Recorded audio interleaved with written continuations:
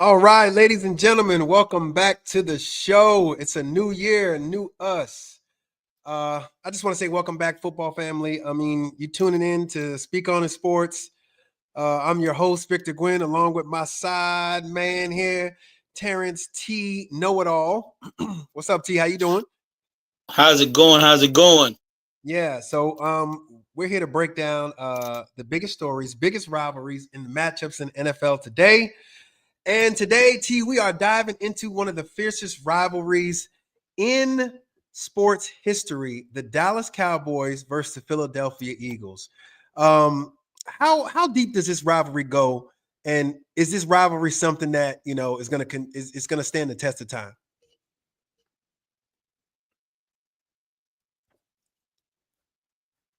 Yep, this rivalry is going to stand the test of time because this rivalry goes back to 1960.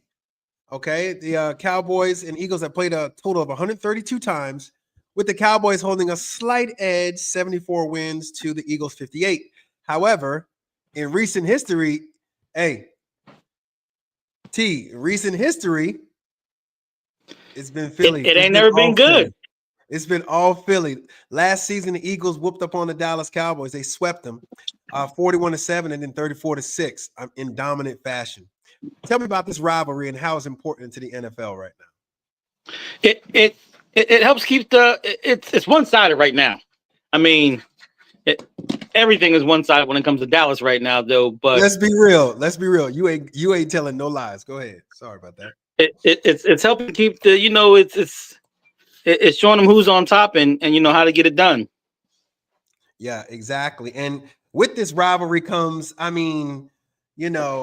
a lot of things: players, coaches, ownership. I mean, let's look at the ownership and talk about the ownership. Let's talk about the leadership first. Nick Sirianni has built a winning culture in Philly right now. He's backed by GM Howie Roseman. And I'm just telling you, Howie Roseman, I'm not saying there's something that's going on, but the man is able to do so much in the confines with the salary cap. It is unbelievable how the players are happy to be there because I think they just want to win. But we need to look at that because Harry Roseman is doing some things that are out there right now. I mean, reported by Adam Schefter, the fact that he was looking to get Micah Parsons. Oh, he wasn't looking. He made an offer. If that is crazy to me, and it is almost Yoda-like if you think about it. I'm gonna start calling Harry Roseman Yoda. Because Yoda is able to, you will give me draft picks. Draft picks are good for you to give me. Stuff like that. I mean, he just does it. So let's talk about Sirianni. Sirianni, he has this aggressive style and he trusts analytics. Uh-oh, we have somebody trying to enter the stage. Big T. Change devices. Okay. All right. Can you see me though? It looks like I'm blacked out a little bit. Yeah, you blacked out. You probably need to move whatever you got in front of you there, but let me know when you get settled and we'll track it back in. So if you look at Sirianni, I mean you can still talk on stage. You look at Sirianni and the aggressive style that he has is a guy who trusts in analytics. He helped deliver a Super Bowl to the Philadelphia Eagles in 2024.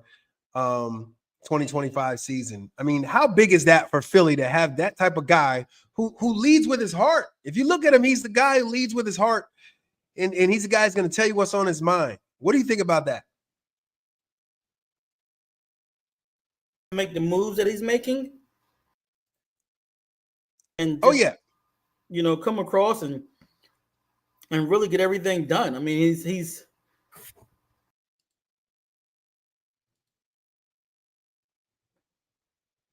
There you go. All right, there you go. Sorry for technical difficulties, people.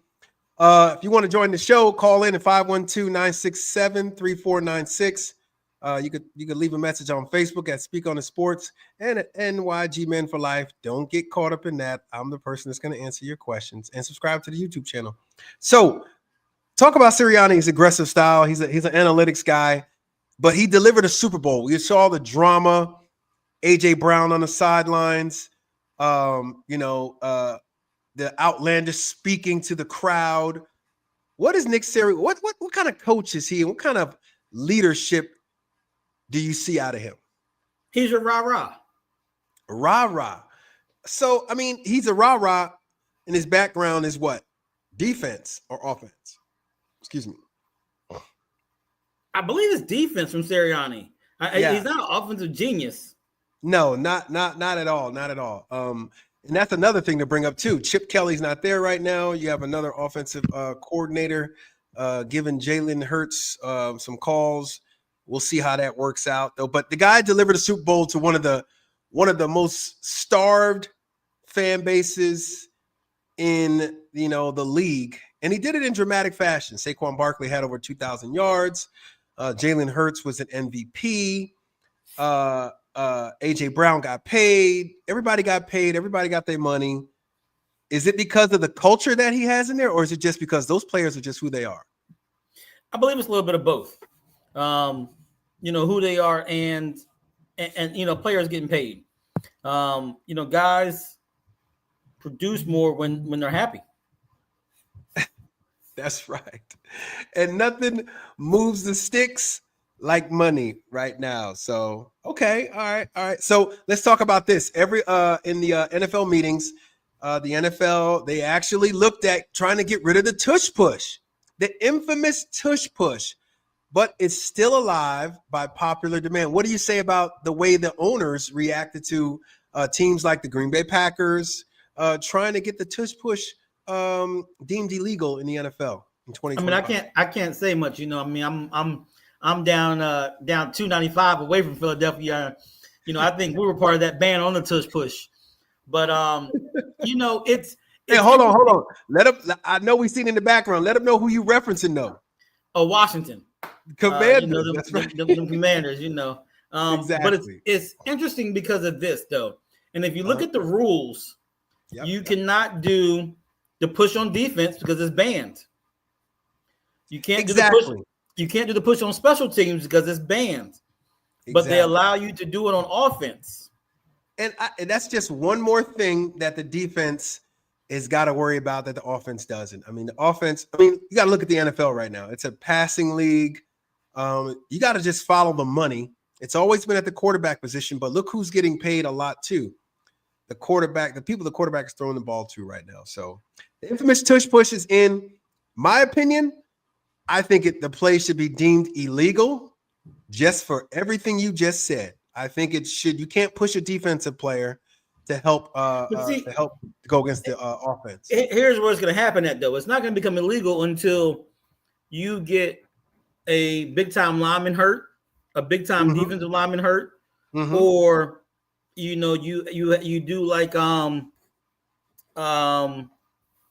well, you do it like the way they do the long snapper or the center or the snapper of the ball. You can't touch the snapper. You know what I'm saying? So why, if a snapper gets hurt in that instance, or let's just say the center gets hurt trying to do this tush push, it's going to have to be it's not no run of the mill center, no backup. It's going to have to be a potential Hall of Famer that gets injured, in my opinion. Yeah, I mean, you remember what we did last year. I mean, he kept jumping over the center. Oh yeah. And what's his name? I'm sorry if I ate up his name. What's his name? Tattoo. Yeah. Yeah, that gentleman was doing the right thing. What are you going to do? You got to have some type of even ground, in my opinion, with that. So, all right. So we're off to the coaching and ownership and the culture clash. We're on to the Dallas Cowboys. Meanwhile, in Dynasty in Dallas, it's been chaos, right? I mean, Jerry Jones, Micah Parsons, contract dispute, or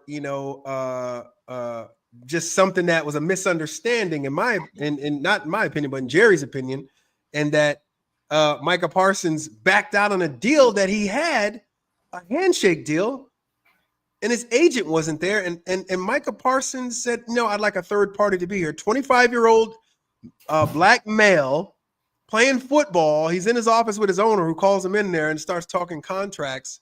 And what would you do in that situation, T? How would you react if your boss said, T, I'm looking at giving you a raise, but your representation isn't present there?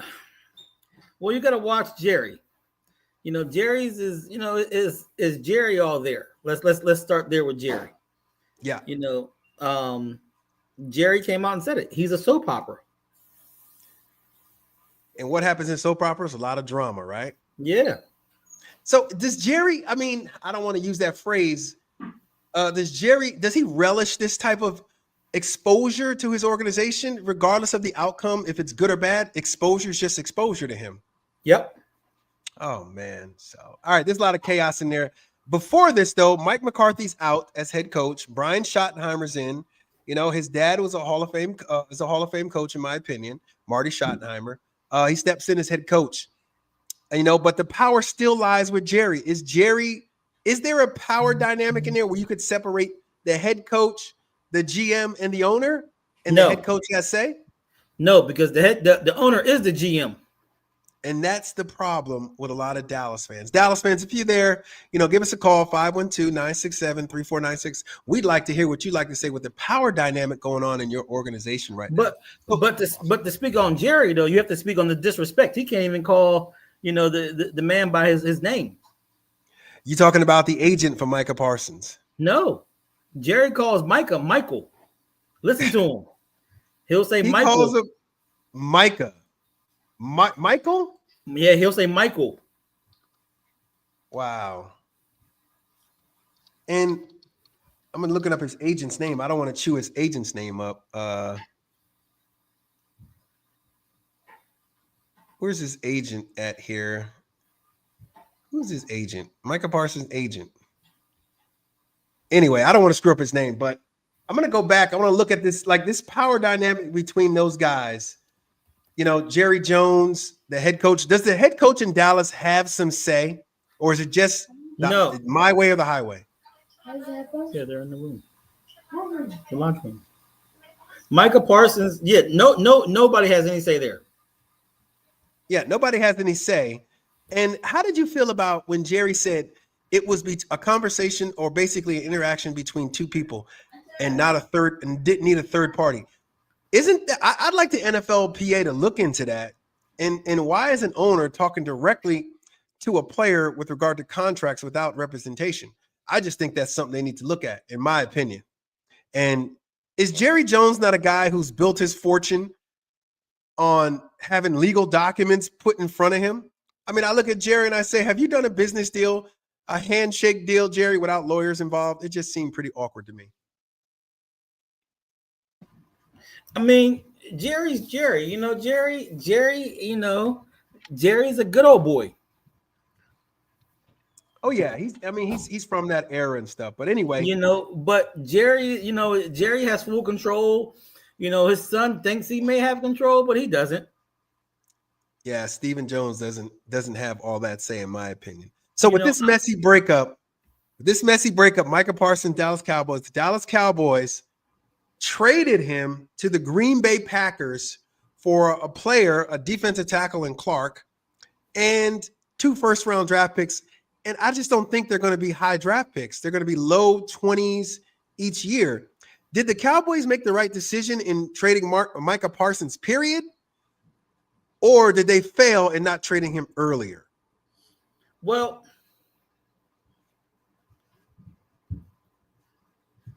they achieved success by trading him, but they failed because they traded him too late. So it was a double. It's a positive and a negative. He was so impactful in that locker room and such a distraction that it became a cancer with him and Jerry and the theatrics going back and forth all offseason about the Micah saga. It was too late. He's on the sideline, laying down during games on the training table. He's not dressed. He has a jersey half on. He's not practicing, walking around. I just think that was just something that it was the last straw, in my opinion, with Jerry Jones. He's like, this guy is mocking me. And you got to understand, and talking about, I'm going to look up the exact information on what the agent said, because I don't want to misquote him in that. Micah knew he said it on First Take. And it was very poignant, you know. Micah Parsons, his agent's name is David Mulgeta. You know, and fans were up in an uproar about him. Basically, Stephen A. Smith, I'm quoting this, Stephen A. Smith, this is from the Times of India. I'm looking at this right now. But Dave Mulgeta, agent for Micah Parsons, clarified Parsons never planned to sit out. He addressed Stephen A. Smith's question on ESPN. Mulgeta stated, Parsons loves the game too much. He played through injuries. The Cowboys were always aware of his commitment. Fans reacted on the conversation and thought otherwise due to Jerry's comments. But what tripped me out was the fact that Jerry offered Micah to be the highest paid defensive end per average salary per year, but he tacked on another 5 years. And there wasn't a lot of guarantees up front. You don't get that breakdown that the agent gave on First Take, which was great in my opinion. 5 years versus 4 years that the Green Bay Packers gave, plus all the guaranteed money up front. You think Jerry tried to lowball him? Jerry did, because let's look at that deal. Because Jerry did, because if you're gonna look at the deal, you have to look at Hutchinson, what's his name? Hutchinson in the Bengals. Aiden Hutchinson, yes. So he got 1 year, Bengals, $30 million. Trey Henderson. Yep. You know, and was Micah's deal going to be worth more than, $30 million per year, fully guaranteed? No. And there was some money that they said that wasn't guaranteed up front, and there was a lot of incentive-based backed incentives in the contract. And everybody's going to chase the money up front, the actual amount of money. Everybody's going to do that, Jerry said, if you don't believe I know how to do deals, go ask Dak. Now, is Dak's deal really know how to do deals? Dak's deal was not that good, in my opinion. Yeah, I mean he's Dak the highest paid in his deal. I mean, Dak got money, but you see what they were doing too. He's not a good salary cap manager, in my opinion. Jerry has to work on that. You knew you had to pay Micah Parsons. You knew you had to pay Dak. You knew you had to pay CD. If you knew you couldn't pay Micah Parsons, you should have traded him during the draft. You would have got a lot more draft picks. You'd have got what's going on in 2025 draft, and you would have got something in 2026, possibly from a different team that isn't that good. You know what I'm saying? Isn't that good? Micah should have gone for 3 first-round picks. Exactly, in my opinion. And that's why I said the later he went, he just, you're at the mercy of the other team. So, all right. You took a defensive tackle. Who is he? Well, he was a starter for Green Bay. Let's put that out there first. He's a starter for Green Bay. And we don't know if he's going to start tonight. I don't know if he's going to start tonight. We'll look at that and see in a little bit. But it just seems like they failed again as an organization by not getting as much as they could have. Your finances. You're a $1 billion company. Let's get it straight. The Dallas Cowboys are a company, and they're worth 10.8 billion. You know how much money you got in the kitty. You tried to lowball the guy. Guy said no, and then you're stuck because you tried to get a different, outcome. You should have just said, in my opinion, cut it loose, get 3 first-round draft picks and a player, and it could possibly send him to a team. The Browns, I don't know, somebody. Oh no, we don't want to do that. No, I mean, they got Myles Garrett there too, but that's a lot of money. I'm not saying they're. I'm just saying a team that's going to give you reckless. A team that's going to give you a better draft pick. The Green Bay Packers are always going to be from 19 to 32. Always, they will definitely be there. Yeah, but the problem was Micah had to agree to the deal, and this is true. He had to sign the extension. Well, that's something else that the Cowboys failed to do there. So, all right. So we've broken down the Eagles, the Cowboys, and their organizations, their head coaches, and their ownership. let's look into something else today. What kind of big news went out there today that might have escaped us, that you know, that I know? What kind of big news is out there right now? Man, you have Amari Cooper signing with the Las Vegas Raiders and then announces his retirement. Oh, my God. Days after signing, he wants to retire. Oh, my heart's beating fast. I really like Amari Cooper, man. I think Amari Cooper's a really good guy. And the fact that Dallas let him go, you get this, Dallas. Yep, Dallas let him go. You're going to get a boot, Dallas. Buffalo let him go. Oh, Buffalo. You too, Buffalo. You get one.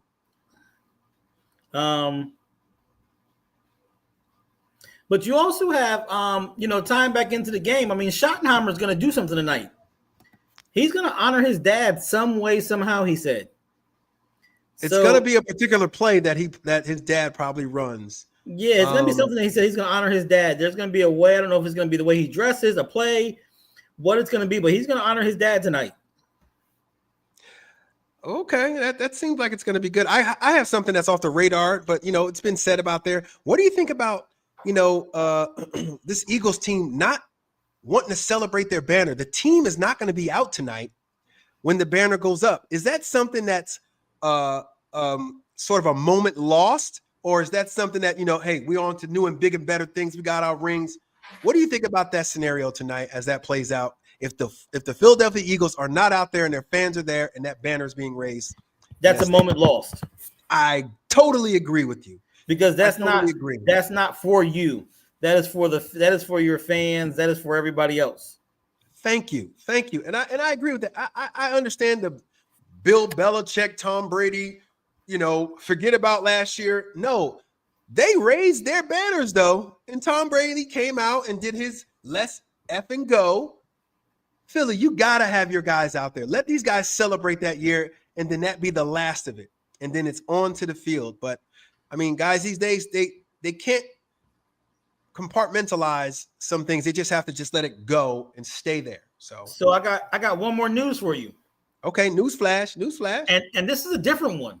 We're going to take it to college real quick. Bill Belichick is not allowing NFL scouts on campus or at his practices. Now, is that a hurt thing or is that an ego thing? Oh my God! Because to me, that hurts your players because now they're not getting seen, and a lot of scouts get a lot of scouts see a lot of things at practice than they do in the games.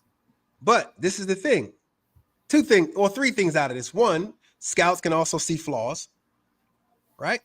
Also, scouts could see that this team isn't together, but also they could see that the coach or the coaches aren't doing what they're supposed to do. I think he's trying to mitigate so much risk with this team because guess what?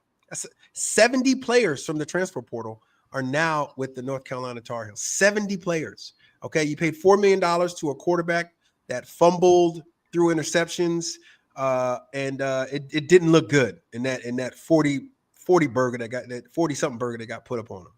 So, and plus, you have a lot of nepotism. People are saying on the sidelines, you got his kids out there running this defense, and that defense looked abysmal. Let's just say what it is. But the quarterback looked good as an ACC quarterback. And that's what they're trying not to be. I don't think they got the players right now. Even though they had 70, they got to mill them out. I think it's going to take another year where Bill gets his players in, and he gets exactly what he wants out of those players. Because look, it's not like what Bill is used to working with players and money. But however, in college, these guys get money, no consequences, though. Yeah.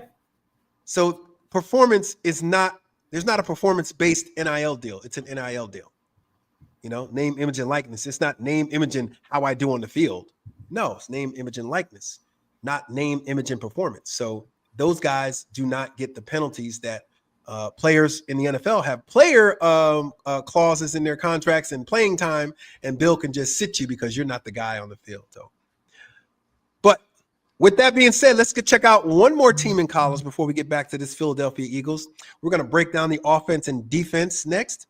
And as always, you can be a part of the program. Call in 512-967-3496 and holla at your boy and T Know It All. The Notre Dame Miami game. Okay. I want you to go first because there's a lot of things I want to say about them. You know, I'm a Notre Dame fan. We like Notre Dame. We just like. I think that's the only thing we agree on. We both like Notre Dame. We both like Notre Dame. So I really like Notre Dame. Tell me about that game and what did you see that gave you pause? And what did you see that gave you like, okay, you know, we're in good hands too. I believe we're going to be okay. Wholeheartedly as a full team, I believe we're going to be okay. Mm-hmm. Defense is a little iffy. We lost a lot last year on defense. A lot of the corners, you know, the safeties, the D linemen, they're all in the NFL. You know, some of them made teams and, you know, some of them didn't. But they all went to the NFL and, you know, the majority of them made a team, you know, and they're playing the next level. And we just we didn't have any backups. We didn't have anybody who was ready to fill that role that played that same level. Even Clark. You know, Clark wasn't that great, but he was a major role player. And there's nobody who is that major role player there. We don't have the linebackers. I mean, and the guys that we do have are very young. And they're green. And that's, you know, they are sons of the NFL superstars who have gone to Notre Dame before. Exactly. But, you know, these guys are going to need some real game experience. And I think they came into Miami thinking that, hey, we're Notre Dame. We just Notre Dame. Yeah, and you know, Miami, Notre Dame, for all those who follow Notre Dame or Miami, know that this is a rivalry. They hate each other. Catholics versus convicts. This is always going back to that. So shout out to that 30 for 30 on ESPN. Catholics. You know, I don't believe I don't believe the players were fully prepared. I believe that Miami is a better team than what everybody thought they were. But Miami's quarterback play is not great. Thank you. I just want to know, and I got to give you applause on that because, I mean, okay, so let me give you my take on this game. I was watching this game. I thought to myself, I said, CJ Carr is going to have some struggles. We need to rely heavily on the run game. But when I saw our offensive line get pushed around by that Miami defensive line, I was a little worried. But then I saw how they were trying to get Love out in the flat with some catches, but our wide receivers weren't blocking enough. That's what happened on that interception, that quick out route. And that's another thing. We just had a whole bunch of quick screens and some running quarterback until they opened up the playbook. We're not fast enough. You're not exactly. We're not physical enough in my opinion. We're not going to outfast Miami. We're not going to outfast LSU. We're not going to be faster than certain of these teams. Then Texas A&M coming up. We're not going to be faster. So another thing, like you said, the defense. I think we're very undersized at linebacker. You know, Bertrand, those guys are great. But I think we need to get thicker at linebacker. We need some thumpers. But those guys are thinkers. Those are really good. They read and react. But when they react, it's not a thumping reaction, in my opinion. And let's get to the defensive line. We didn't get to that guy but one time. We didn't get to Miami's quarterback. And like you said, that quarterback play to me it didn't blow me out of the water. I mean, we only lost by 3 points. That's what I can hang my head on, the fact that we didn't play our best and we only lost by 3 points. But that offensive line, defensive line needs to get better. And one last thing, the cornerback, our true lockdown corner, has the most inopportune penalties. Oh my God. Did you see the penalty he had? Yes. That basically gave him a field goal. I thought a lot of the fouls, I thought a lot of them were tic-tac. The ones that were major, they didn't call, but they called a lot of the tic-tac stuff. But you're our number one corner. Every time, I mean, the USC, he was able to come back because they were picking on him bad that time in USC last year. But he came back and he did his thing. I just think he needs to play smarter in those situations, because look at the 2 touchdown passes that were thrown they were pretty much just luck plays. I mean, one, he threw him open. I get it. But the guy jumped up in the air, I think number 8, our safety out there, he just didn't be aggressive enough to the ball. So. But we've never had a real DB coach. We're known for linebackers, linemen, tight ends. Yeah. We definitely need to get better in that area and recruit better in that area. All right, we're off from Notre Dame and the college. That was great. I can't wait to see them, how they act when Texas A&M comes to South Bend. But let's go into this game again with the Philadelphia Eagles. Before that, 512-967-3496. Call in. Let's see what you got to say about our picks and how we break down this game today. So offensive and defensive breakdowns right now, T. Let's break down both sides of the ball. You ready? Yes. All right. So Philadelphia Eagles offense. This offense is a ground and pound. Saquon Barkley, short yardage, with the tush push, and Jalen Hurts. He leads those efficient drives, On offense, what else do you need to see from the Philadelphia Eagles besides just Saquon Barkley, tush push, and efficiency? Do you want to see a step above as far as Jalen Hurts and his read when he passes the ball, or is this something that Philly could just continue to sustain because teams I need to see Jalen Hurts be a quarterback. Okay. Not a game manager. I want to see him be a quarterback. Go out, put your cape on, and beat a team by 40 to 50 points like you're supposed to as a quarterback, not Barkley running the ball for 400 yards and scoring 9 touchdowns. Oh, okay. Speaking of Barkley, he had 2,000 yards last year, over 2,000 yards last year. In my opinion, could have broke the record. Eric Dickerson, you get to keep it again. That guy does won't this year. He'll break it this year. He don't want that. No. Okay, so that's another thing. I was going to ask you, is Saquon Barkley going to go over 2,000 yards again? No running back has ever done this, I believe. I can look this up. No one's ever had back-to-back 2,000-yard seasons.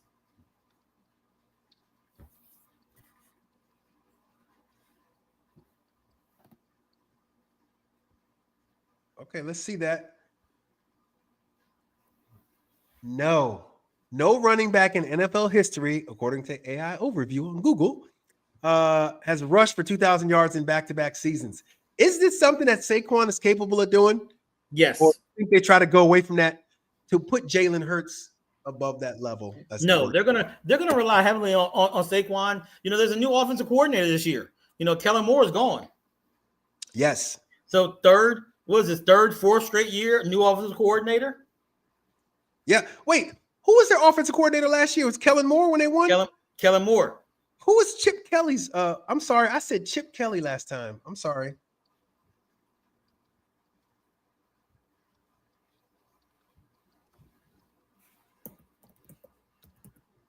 Kellen Moore. Oh, you're right. Oh my God. Kellen Moore won a Super Bowl with them. I apologize for that. I'll go back and check that out again. But yeah, Kellen Moore's not there. He's with the Saints. So is they're gonna rely heavily on Saquon again and then pad those games with stats for Jalen Hurts? Yep. Okay. All right. So let's look on the defensive side. So let's go track back to the offense. So Saquon's gonna be heavily featured in this game tonight, in my opinion. Tush push. How many tush pushes are going to be done tonight? Oh, do they have a punter? I don't know how he getting paid. he probably the richest punter in the league because he don't do no work. He's sitting on there getting chunky on the sidelines because I know they don't be using that dude. Who is their punter? Hey, if you can call in to the show and let us know who the Philadelphia Eagles punter is, I got a special surprise for you that I'll hook you up with. 512-967-3496. Who is the Eagles punter? All right.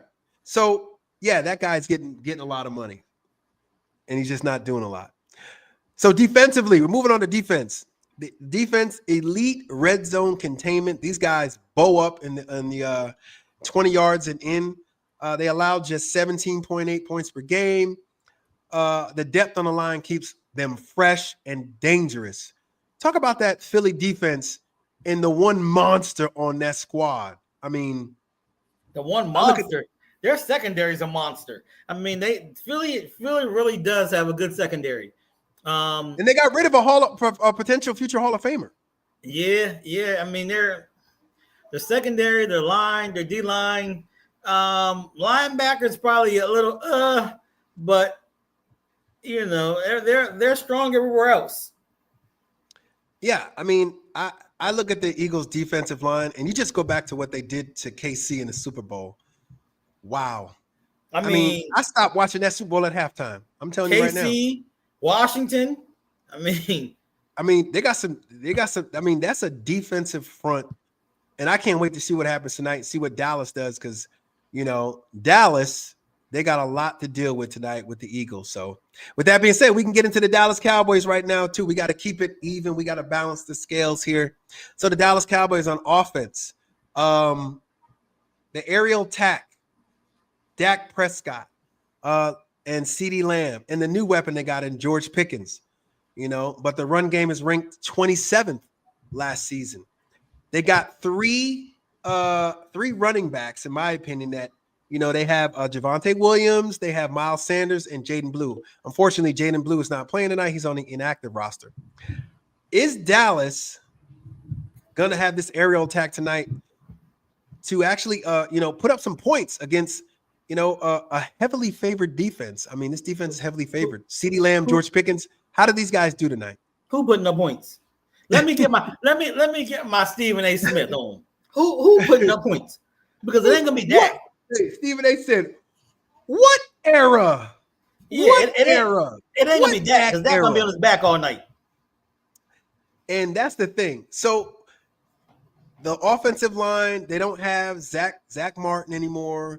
I mean, they got the Tylers from Alabama. Collins is gone. I mean, this team is not the Dallas Cowboys that we're used to seeing where they have a strong offensive line. But they do have a new weapon in George Pickens. Is Dak capable of navigating through, you know, a potential I'm going to say Zach Martin is a Hall of Famer. He's going to be in the Hall of Fame.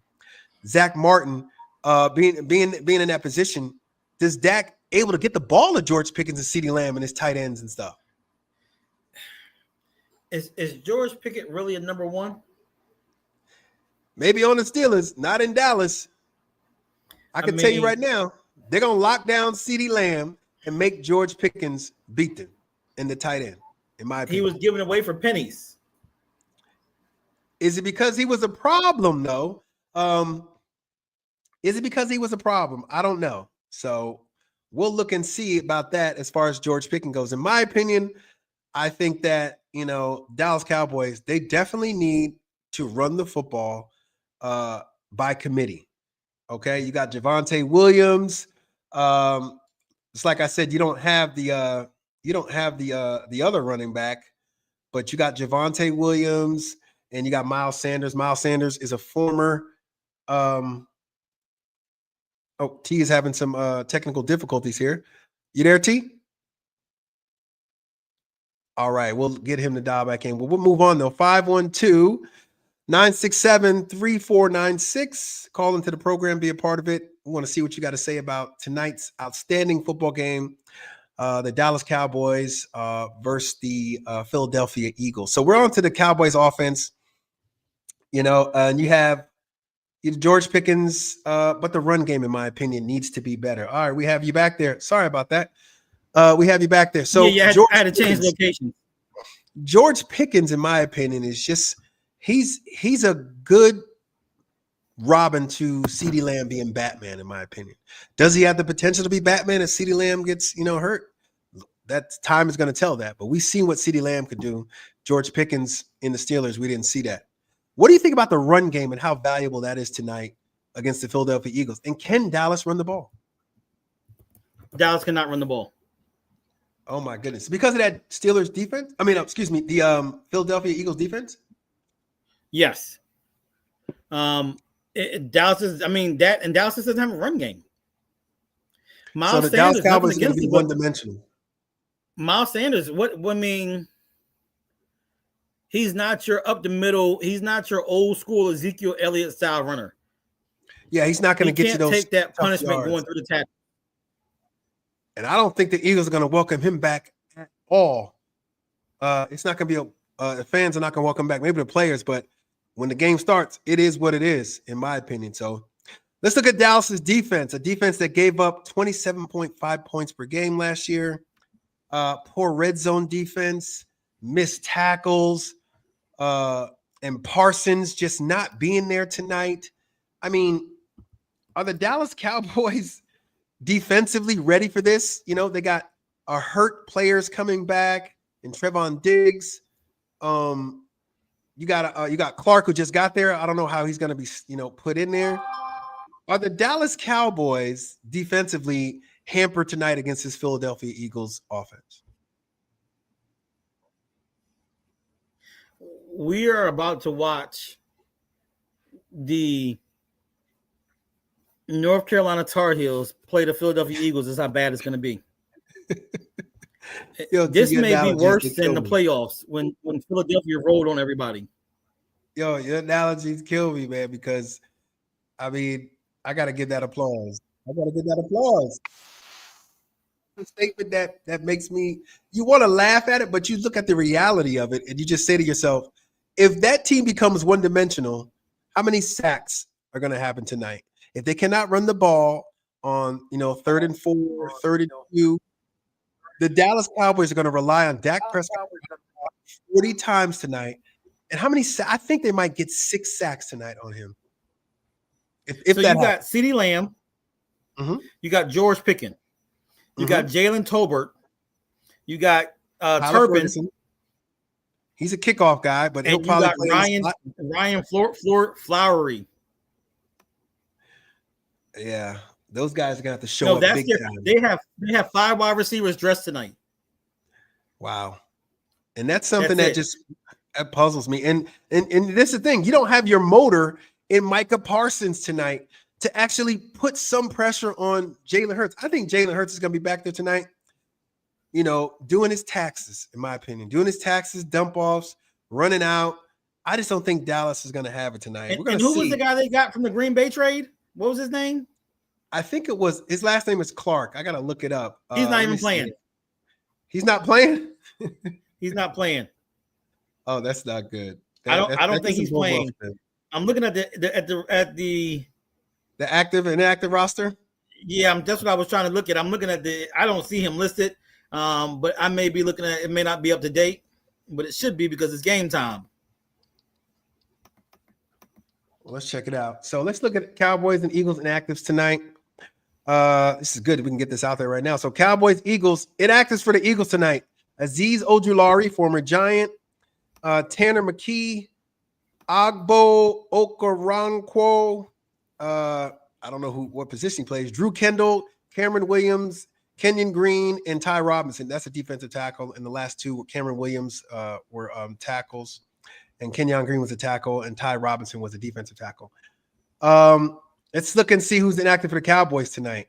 Cowboys, running back Jaden Blue, defensive tackle Shamar James, defensive tackle Mozzie Smith. Ugh, that pick right there is going to be a future. It's going to be a conversation. Tackle Anjani Cornelius, tackle Hakeem Anjenji, and guard Trevor Keegan, defensive tackle Perry Winford. So he's active. We'll see what he can do tonight to help this Dallas defense, because I just don't see it happening. So does that bother you? What's that? All those inactives that you just read were all defensive tackles and defensive linemen. And that's another good point. You got to think about that too. But you got two defensive. The Mozzie Smith, that defensive tackle out of Michigan, that is borderline a bust right now for the Dallas Cowboys. They picked him really high. They got three defensive tackles: Perry Winfrey, Mozzie Smith, and Shamar Jones out tonight. But running back Jaden Blue is something to me that he could at least helped you on special teams. And the Cowboys failed to get him on the field tonight. His speed alone would have changed the tempo of the game. There's one that you named that you didn't really think about. Tanner McKee. He's the Eagles' backup quarterback. And he's probably on the sidelines showing him what the defense is doing and stuff like that. He's Tanner McKee for Philadelphia. He's inactive. So Sam Howell is active in the backup role tonight. Oh, that's crazy. That is crazy to me to think about that. So, oh my goodness. So, with that being said, key players to watch tonight, T, in your opinion, Big T, the Eagles. What players we need to watch tonight for the Eagles? And give me a little synopsis on why you picked those players tonight. It's all about Barkley. Saquon Barkley. Okay. It's all about Barkley. Barkley rushes for over. I mean, I'm gonna be realistic. I'm not gonna throw any wild numbers out. Barkley's probably gonna have 300 yards tonight. He said, "I'm not gonna throw no wild numbers out." It throws out a wild number. That's wild, man. But anyway, okay, that's okay. He could, but Barkley, knowing him, I see this. I see them winning this game by 40. Oh, I see we got little Gwen in the chat here. He need to call in. He right there. Don't give me the what's up. Call in and talk about tonight's game. My son is a good evaluator of football. I mean, he played the quarterback position. He played a corner for a little while too, safety or whatever he did. But he's a really good judge of football. So call in, son. Call in. 512. Oh, he's still working. That's right. He's still working. 512-967-3496. Call in, son. You got it. But yeah, I agree. If you look at, I don't think. Okay, let's be real. To me, okay, no, go ahead. Finish. Go ahead and finish. And when I say 300 yards, it's not being, and I say a wild number. I'm not calling that a wild number because Barkley's probably going to break 2 or 3 of them. This is true. I mean, like I said, we're not giving their offensive line a lot of credit either in this first episode of Speak On Sports, because the Eagles brought back a lot of people. I mean, Jason Kelsey's the only one that's not there. And, there's a lot. I mean, Malata is a load. That guy, that guy is straight a beast on the field. I mean, they're bringing back a lot of the people that are hungry again. You'll bring those guys back, man. I mean, it's going to fuel Jalen Hurts and Saquon and that whole team. So, all right, who else on the Eagles players to watch tonight? Your defense. Really the secondary. Okay. And it's what's his name? They call him white chocolate now. Tavon, who's the cornerback on the Eagles? They call him white chocolate. My son will fill us in. Who is that? He's pretty much in there. I much know. I think I know. He had the interception. He had the interception in the Super Bowl. It was his birthday. Hold on. I'm about to bring it up right now. That's Cooper DeJean. He said it. Cooper DeJean. He said Cooper DeJean. DeJean. Thank you, Cooper DeJean. They call him white chocolate. I mean, he is that guy. Don't get me wrong. DB from Iowa. I mean, that guy. I mean, these guys are basically. I was gonna say they're freshmen, but they're rookies in the NFL. And they act like they weren't even rookies at all. So great point bringing him up. Who else? I mean, I really think those are the real keys. I mean, they're secondary. You're not talking about AJ Brown, Devontae Smith. AJ Brown gonna be that guy tonight that's gonna be dumping on those DBs tonight in Dallas. AJ Brown will get the first target of the game. And then they're going to go run heavy for a while, and they're going to wear Dallas out, and they're going to do what they do, and Dallas is going to come up and play the box, and Jalen's going to throw one over the top, and everybody's going to talk about how prestige Jalen looks because he threw one over the top of a defense that's worn out. Oh yeah, yeah, I agree. So I'm telling you, we got. I'm trying to find it. I'm trying to see how Devontae Smith rolled in tonight to the game. I know y'all seen it. He rolled in pretty smooth tonight. I'm trying to get this outfit up here. The man is a trendsetter on and off the field. If you look at this guy's resume, it's a little scary, right? Okay, caught the winning football, a winning touchdown in national championship game. He wins the Heisman Trophy. the guys breaking records with the Eagles. I mean, this kid who's 140 pounds soaking wet is a beast in the NFL right now. I just think that guy is awesome. I just think he's awesome to me. So, but anyway, I digress. So let me go into my key players tonight. I like Jalen Hurts because Jalen Hurts, he has his poise. He's mobile, but not to the point. He's not Mike Vick, or he's not, what's his name? From escapes my mind, from the Ravens, Lamar Jackson. He's not Lamar Jackson in the sense that he's going to run by people, but he's going to get you that 4 yards in the first down, and he's going to make you upset. Obviously, Saquon Barkley is going to be heavily used tonight, in my opinion. They're going to throw around the ball a little bit, but Saquon will go over 130 yards tonight and have 2 tutties, in my opinion. AJ Brown and Devontae Smith. That's it. Over 142 tutties. He's going to pull them out of the game, in my opinion. AJ Brown, Devontae Smith. They're going to be some clutch third downs these guys going to make. AJ Brown is always good to, he gets penalties a lot on DBs. But in my opinion, the people you need to look at tonight are Jordan Davis and Josh Sweat. I mean, the D-line people, the D-line, Philly's defensive line is ridiculous right now. Philly's defensive line, Jalen Carter. I mean, that guy right there alone, Jalen Carter, is a beast. And there's nothing more, demoralizing than a team not being able to run football and do what they need to do, and a man imposing his will on you. So I got Jalen Hurts, Saquon Barkley, AJ Brown, Devontae Smith, and that I'm just going to say the whole defensive line for the Philadelphia Eagles. I mean, you could chew it up, you could eat it up, but so not to cut you off and change the subject real quick.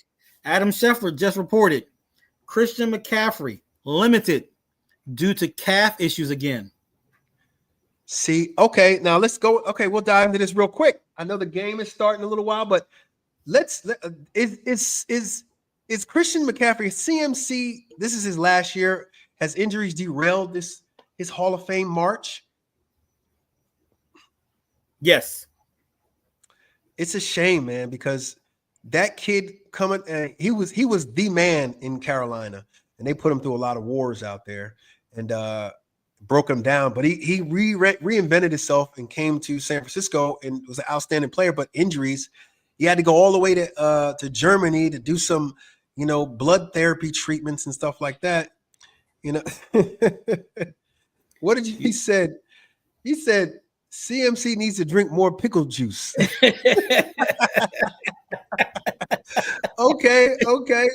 He said it ain't nothing but cramps. I know it's more than cramps. He's got some degenerative. I'm not a doctor. But these things keep happening to him. Yes, there's something else going on. His body is broke down. Yes, that's what I'm just saying. There's something else going on with him with regard to his body, and that it's not bouncing back as it used to be. So, all right. So we're here tonight. We don't want to just talk about the Eagles. We got to balance the scales. So we're on to the Cowboys right now. The Cowboys key players to watch tonight. Big T, who are you looking at for the Cowboys tonight as players to watch? Dak, CeeDee Lamb, Pickens. He said Dak, CeeDee Lamb, and Pickens. Hey, I totally agree. But Dak still needs to have that signature win. Not just winning the playoffs, but does he need to beat a team? If Dak beats this team tonight by it's because of his arm that they beat this team. What is the headlines going to read tomorrow about Dak Prescott? If Dak beats this team, the headline is going to read the Eagles ain't who we thought they were. The Eagles celebration mode, Eagles hangover. It ain't even going to be about Dak. It's going to be about what the Eagles couldn't do. I'm telling you right now, New York Post, if you're out there, New York Post, and you see this, I want you to have this on the front page. 200+ million well spent. And that should be the headline, because if Dak Prescott can't win in the playoffs, can't win when it matters, always says the right thing. Dak, the prince of the organization, the guy that does everything right, comes out here and wins. You got to give him his just due. Dak, but it won't be about Dak though. $200 million guaranteed, well spent. Jerry's gonna make it Jerry's gonna make it about Micah Parsons trade. Oh, I told you I get rid of Micah Parsons and we can win games. Hey, that sounds like some deflection on his part. So, all right. So you said Dak. So Dak, what do you think Dak's going to do tonight? What do you think Dak's? Let's give a. In order for them to win, Dak has to. In order for them to win, Dak has to throw for 400 yards. 400 yards, 3 touchdowns. I'm gonna need you to stop tripping right now. I'm gonna need you to stop tripping. That's what it's gonna have to be. He's gonna have to go touchdown for touchdown with them. All right. So Dak. All right. CeeDee Lamb. You want to see more out of CeeDee Lamb tonight or George Pickens? It's gonna have to be George Pickens because they're gonna lock CeeDee Lamb up. CeeDee Lamb's gonna have to make some incredible catches and some coverage, tight coverage. But George is gonna have to be the man. Okay, so in my thing, also the running game. So we'll go with the running game right now. How efficient does this running game need to be tonight for the Dallas Cowboys to actually look competitive? I mean, there's no Zeke back there. There's no Murray. They're even in the Rico Dowdle. I mean, come on now. The Dallas Cowboys have Javonte Williams and Miles Sanders tonight. They need 125, 150 yards combined. And that's the thing. I agree. Running back by committee. To me, you can't, because Javonte Williams is a speed guy. Miles Sanders is a speed guy, sort of slash guy. And Dak is your power guy. Exactly. And you're going to have to get those guys out on the perimeter. And I just don't see them trying to run that ball. Do not run any 22, 24 dives, 26. You need to be on the outside. You need to be on. I don't know if you're getting to the outside. I don't know if you're going to get to the outside edge on Philly, though, because those DNs are quick. Exactly. It's something. What if it's in the quick game? The little speed outs to Turpin, the wide receiver screens and stuff like that to have some sort of a run game, to mimic a run game. I think that's what they need to do tonight too. But maybe we are selling the Cowboys short though. I mean, maybe we're selling them short. Maybe they have a good running game. Maybe their offensive line is okay. Maybe Dak is a good quarterback tonight. Maybe CeeDee Lamb and George Pickens, they go crazy tonight. Are we selling the Cowboys short or we just, that's what it is. They're the Dallas Cowboys and they can't beat anybody when it matters. They them boys. That's what it is. They them boys. All right. So, and also we got Trevon Diggs. I think Trevon Diggs is somebody that needs to he's returning from injury. He's key in coverage tonight. He has to prove he's healthy. Be? All right. They're just singing a national anthem right now. And that leads us to our final segment of the show. Keys to victory tonight. All right, we're gonna start with keys to victory for the Eagles. Go. What keys tonight do the Eagles need to show for victory? Quick scores, turnovers, well, quick scores, takeaways, and they just gotta be aggressive. Yeah, I agree. Don't have that Super Bowl hangover. Eagles are definitely, in my opinion, going to control the clock with the run game. They're going to win in the trenches just because use the tush push all day long. Nobody can stop it. And it's just gonna gut the defense, in my opinion. So control the clock, run the ball, get some opportunistic play action passes to Brown and Devontae Smith. And I think that's something that that's a winning attitude, in my opinion. What about the Cowboys tonight? How do the Cowboys need to? What are the keys to the victories for the Dallas Cowboys tonight?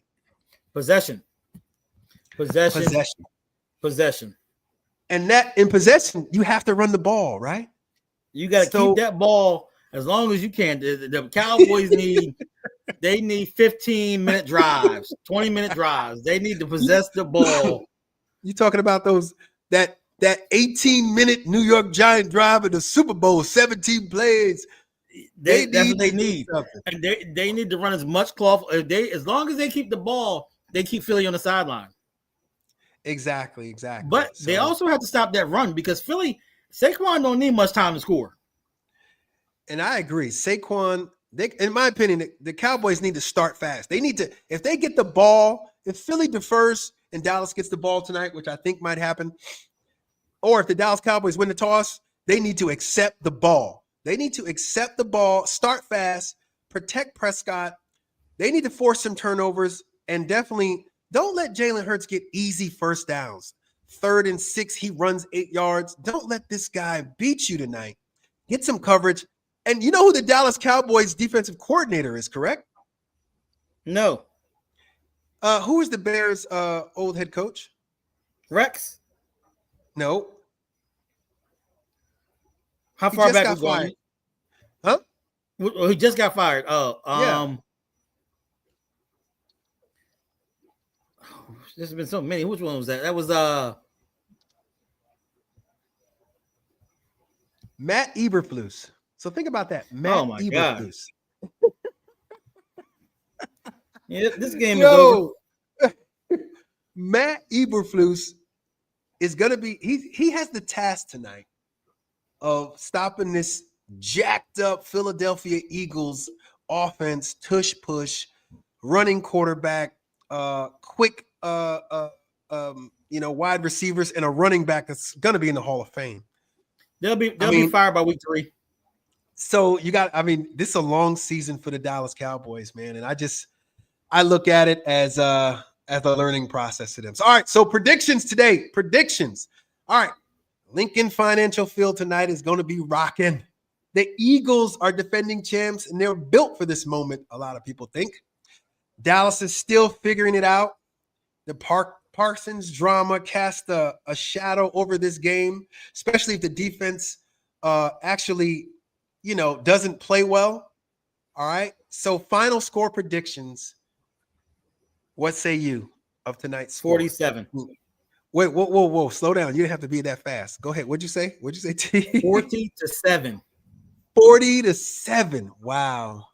I got the Cowboys. I got the Eagles winning 35-20. Cowboys, they get some late touchdowns.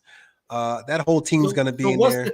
So what's the score before the Eagles pull all the starters in the fourth quarter? Oh, it's 35. It's about 35-7 at that time. Okay, so not the trash. We're talking about the trash scoring. Yeah, we're not talking about it. They're 35-7. They're gonna beat them. Okay. They're gonna beat them pretty good tonight. Dallas, they show a little bit. But did your son just say 20? Did your son say 28-10 Eagles? Oh man. So we'll see, but like I said, I think Philly's going to be strong. Dallas is going to show flashes, but not enough to actually affect the game, in my opinion. There's going to be those touchdowns, couple touchdowns at the end. I think they're going to go for 2, probably a miss one. But we don't know. Special teams is something different right now. We shall see what happens on special teams, but I think Philly wins this 35-7. And no, you know what? I'm going to give it 35-20. 35-20 in my opinion. That's the end score. But, like you said, the garbage time, it's going to be 35-7. And then, like I said, Dallas is going to score some weak touchdowns there at the end. So, but it's almost game time. I appreciate all those who are in attendance tonight, all those who are watching, all those who are new fans of the show. I'm your humble host, Victor Gwynn, and I got Big T on the other side, way on the other side on the East Coast. And I appreciate him, man, coming on. As you see, his background's getting dark back there, and he is still rocking with the show, Speak On It Sports. And I just want you to hit that subscribe button, hit the like button, follow us at Speak On It Sports, and let's keep the conversation going.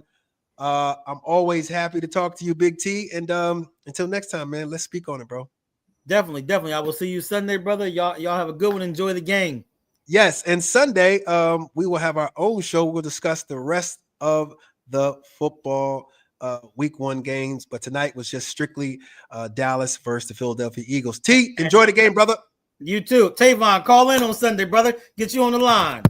Yeah, get you on the line. Thank you, Big T. All right. Hey, that's my brother right there. I appreciate him. Big T. Hey, hit that subscribe button, guys. Join the program. Follow us at Speak On It Sports. And let's keep the conversation going. Until next time, let's speak on it.